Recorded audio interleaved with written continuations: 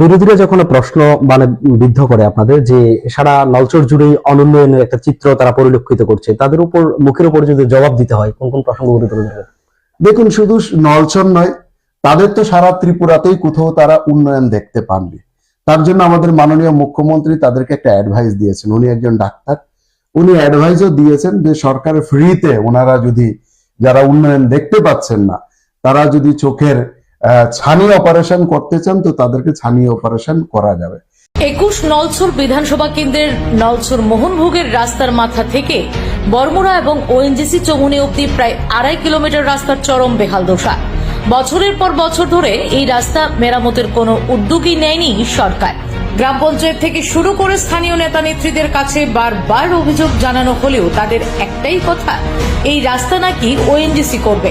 অথচ ওএনজিসি বহু বছর আগে এই এলাকা থেকে কাজ গুটিয়ে নিয়েছে।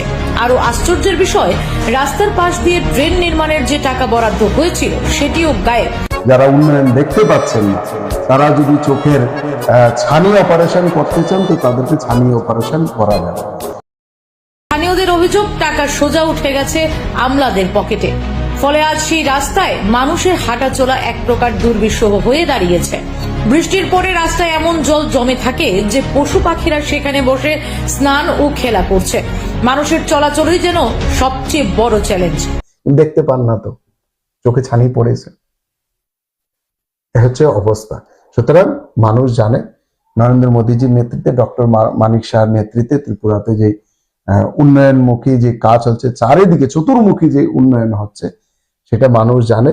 আর মানুষ এখন তাদের মতো আর মিছিলে যেতে হচ্ছে না, মিটিং এ যেতে হচ্ছে না, ঘরে বসে ট্রান্সপারেন্ট ওয়েতে তারা সমস্ত সুযোগ সুবিধা পাচ্ছে। বৃষ্টি হইলে আমরা এতটুক জল, মহিলা মানুষের কাপড় উড়াইয়া দান লাগে, তার আর কোনো রাস্তার কোনো গ্যারাজ্য নাই প্রধান মেম্বারের। তখন আমরা রাস্তা দিয়ে কেমন চলাচল করতে পারি? তখন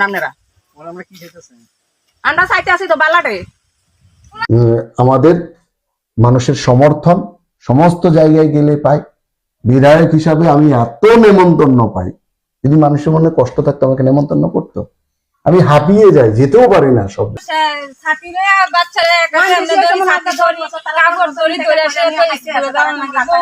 বৃষ্টি লাগলে 2-3 দিন বৃষ্টি লাগে থাকলে বাচ্চারা স্কুলে যাওয়া বন্ধ হয়ে থাকে।